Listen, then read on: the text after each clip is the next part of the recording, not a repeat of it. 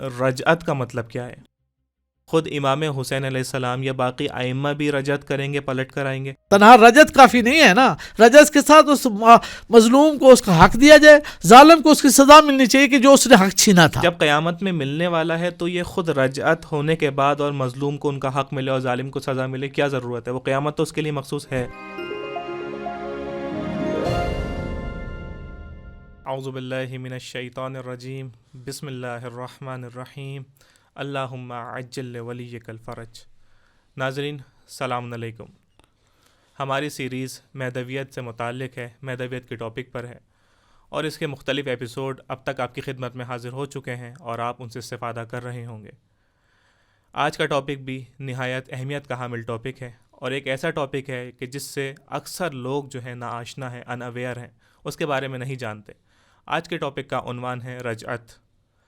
اس topic کے اندر ہمارے مختلف سوالات ہوں گے، جیسے رجعت کیا ہے، رجعت کا مطلب کیا ہے، آیا قرآن سے رجعت ثابت ہے، رجعت کے مختلف دلائل کون سے ہیں، اور یہ رجعت صرف قیامت سے مخصوص ہے یا پھر امام زمانہ کے دور میں بھی رجعت ہوگی، اور امام زمانہ کے دور میں اگر رجعت ہوگی تو ایسے کون سے لوگ ہیں جو واپس پلٹ کر آنے والے ہیں، اور ان کے پلٹ کے آنے کا فلسفہ کیا ہے، ان کے پلٹ کے آنے کا مقصد کیا ہے۔ اس طریقے کے اور بھی سوالات ہیں کہ جس کے جوابات ہم موصول کریں گے ہمارے حجت الاسلام والمسلمین مولانا بلال جعفری صاحب سے، جو آج اسٹوڈیو میں موجود ہیں۔ مولانا السلام علیکم ورحمۃ اللہ۔ وعلیکم السلام ورحمۃ اللہ وبرکاتہ۔ مولانا ہم پھر سے آپ کی خدمت میں حاضر ہیں، نئے ٹاپک کے ساتھ، نئے سوالات کے ساتھ۔ تو بغیر کسی تاخیر کے میں شروع کرتا ہوں آج کے پہلے سوال سے۔ آج کا پہلا سوال ہے کہ رجعت کا مطلب کیا ہے؟ بسم اللہ الرحمن الرحیم۔ بہت اچھا سوال ہے، اور واقعاً ضرورت بھی ہے اس بحث کی کہ جواب دیا جائے۔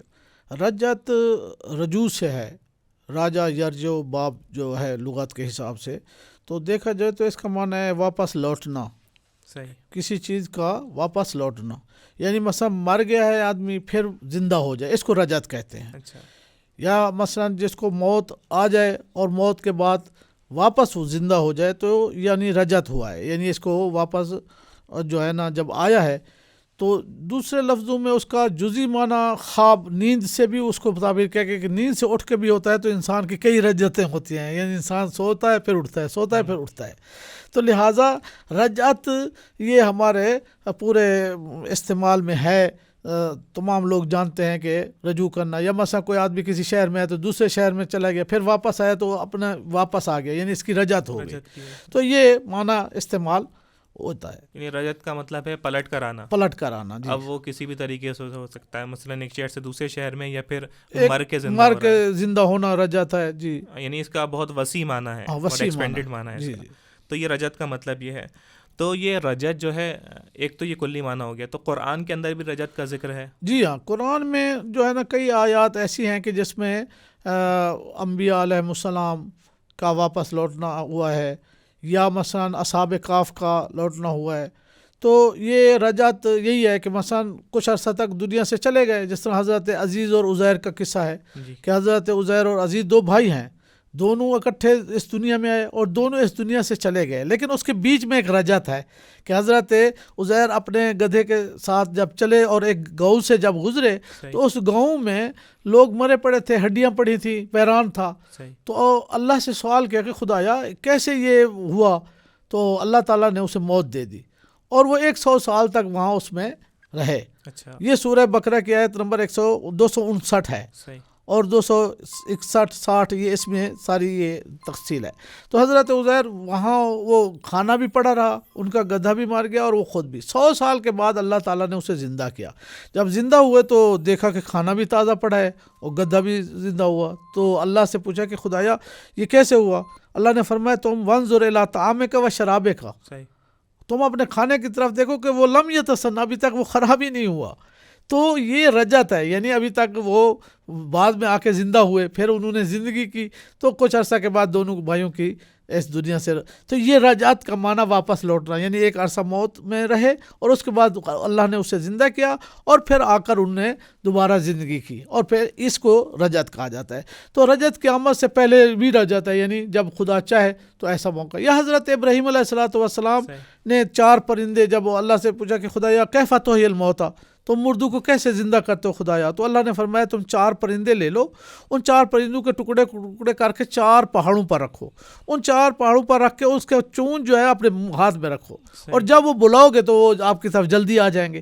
تو یہ بھی اسی آیت کے ساتھ ہی آیت ہے 261 سورہ بقرہ۔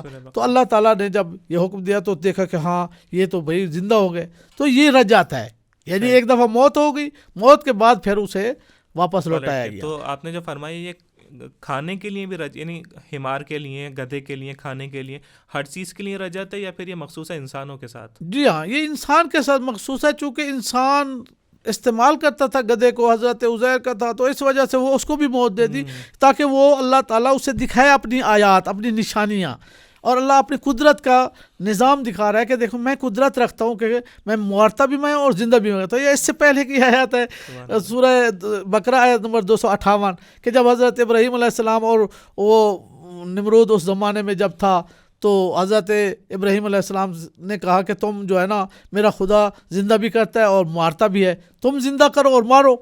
تو اس نے کہا ہاں ٹھیک ہے، تو 2 آدمی قید خانے سے نکال کے ایک کو چھوڑ دیا اور ایک کو مار دیا، تو کہا انا اوہی و امیت، میں مارتا بھی ہوں زندہ بھی کرتا ہوں۔ تو اللہ تعالیٰ نے پھر اس پر وحی نازل کی ابراہیم علیہ السلام پر بھی، یہ دیکھو یہ گدھا ہے، یہ سمجھے گا نہیں، اسے تھوڑا سا یہ کہو کہ تو اللہ میرا مشرق سے سورج کو طلوع کرتا ہے، تم مغرب سے کر کے دکھاؤ۔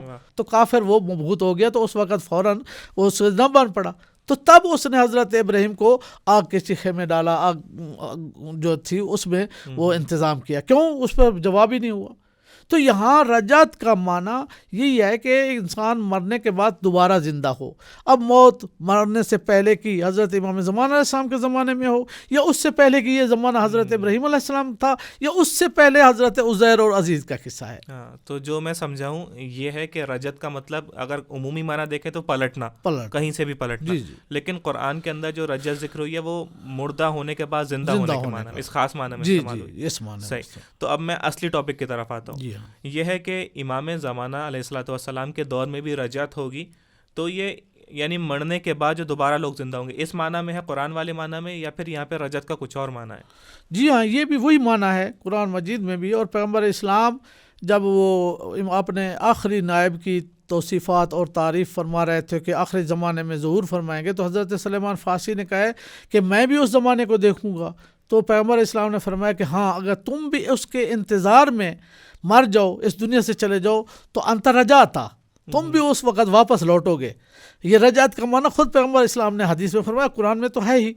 تو پیغمبر اسلام سے عرض کیا کہ پھر کیسے؟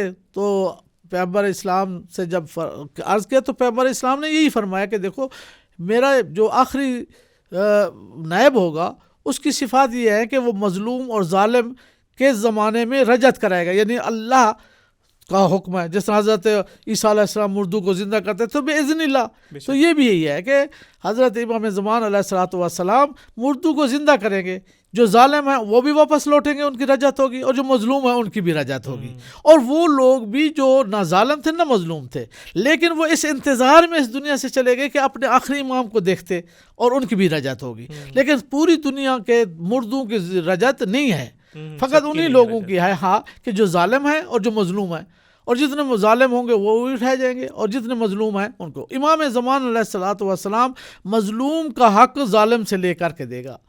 تو یہ ایک کیونکہ عدل و حکم واضح ہے کہ امام کی حکومت جو ہے نا وہ ظلم و جور کے بعد عدل و انصاف سے ہوگی، تو واضح ہے کہ ظالم جو تھے وہ ان کو سزا ملنی چاہیے، اور جو مظلوم تھے ان کو ان کا اجر اور ان کی جو ہے نا ان کا انتقام لیا جائے، چونکہ ایک امام زمان علیہ السلام کے لقب میں سے منتقم آل محمد بھی ہے کہ وہ آل محمد کے ساتھ جنہوں نے ظلم کیا اس کا انتقام آ کے لیں گے۔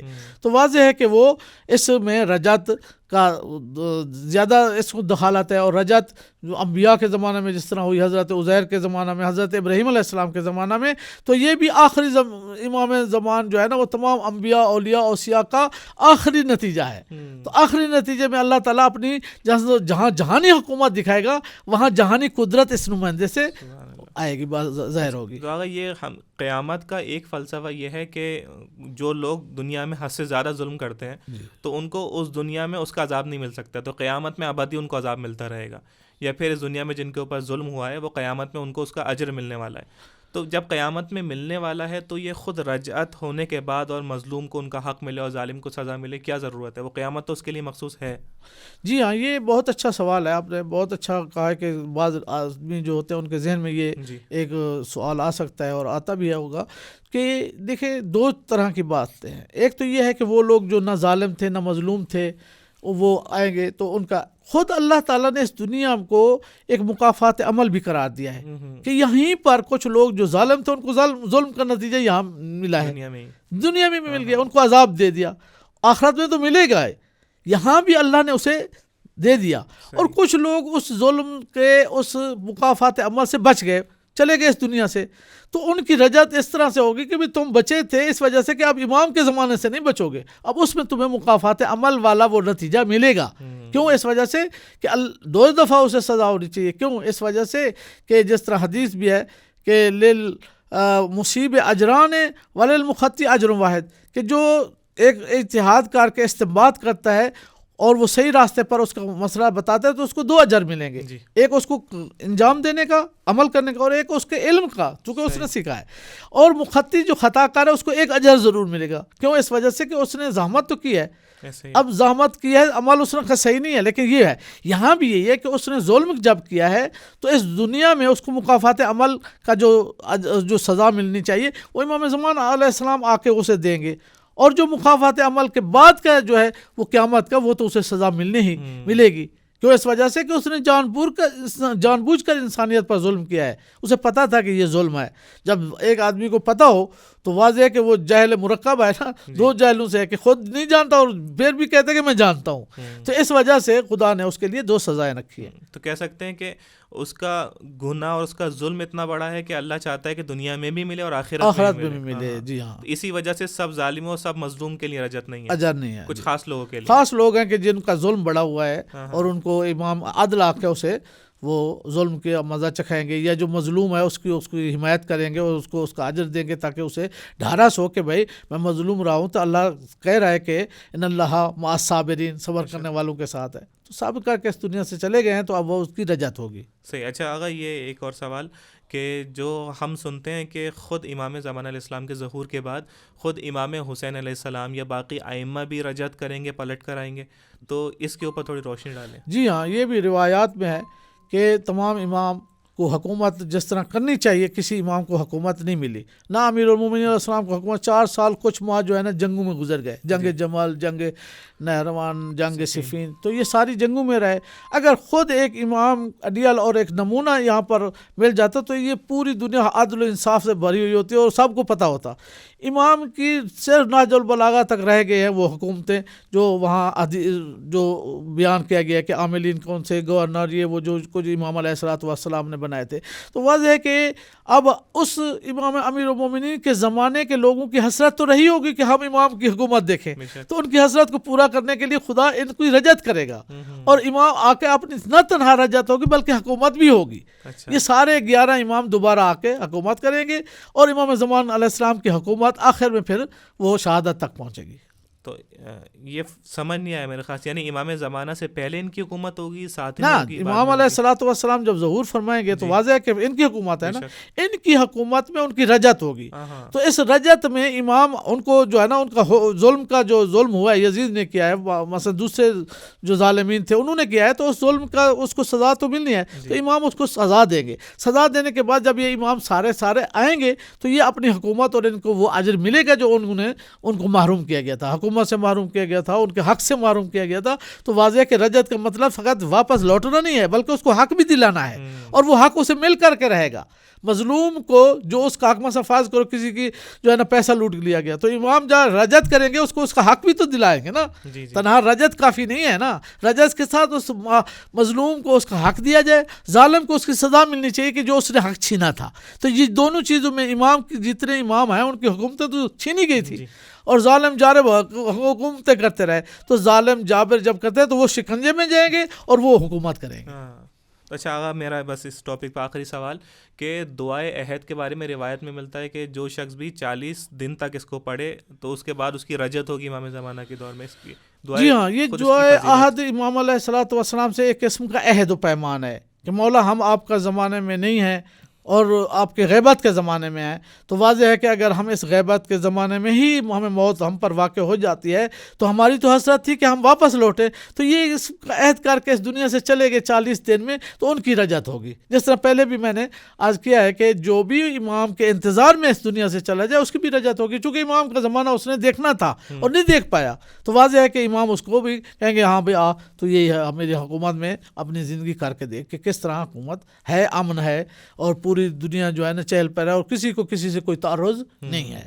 اچھا ہمارے ویورز کے لیے بس آخری بات کہ یہ دعائے عہد کے بارے میں بتا دیں کس وقت پڑھنی چاہیے اور کتنے دن تک پڑھنی چاہیے، اس کے اندر معنی جی کیا ہے؟ روایات میں جو دعائے عہد کا ذکر آیا ہے وہ 40 دن کا ہے کہ صبح کے وقت نماز صبح کے بعد آدمی 40 دن تک پڑھتا رہے اور آخری الفاظ پہ اپنے رانوں پر ہاتھ مار کے یا صاحب الزمان کا اللہ جل یا صاحب الزمان. تو یہ اس کا گویا ایک جہاں پر ایک امام سے عہد ہے وہاں امام کے انتظار کی بھی ایک روشنی ہے، اس میں چمک ہے کہ بھائی میں امام کا انتظار کر رہا ہوں، تو یہ ظلم کی ایک مثال دکھا رہا ہے.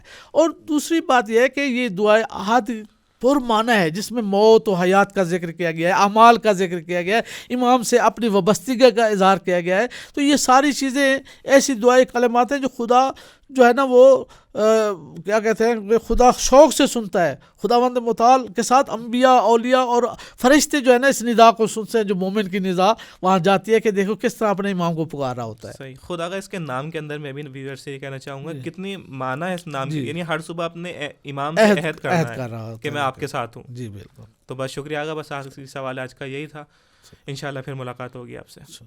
تو ناظرین جیسے آپ نے دیکھا کہ رجعت کا مطلب کیا ہے، رجعت کا قرآنی معنی کیا ہے. رجعت کا معنی بڑا وسیع ہے، رجعت کا مطلب پلٹنا ہوتا ہے، لیکن قرآن کے اندر رجعت کا مطلب یہ ہے کہ انسان مرنے کے بعد جب دوبارہ پلٹ کر آ جائے.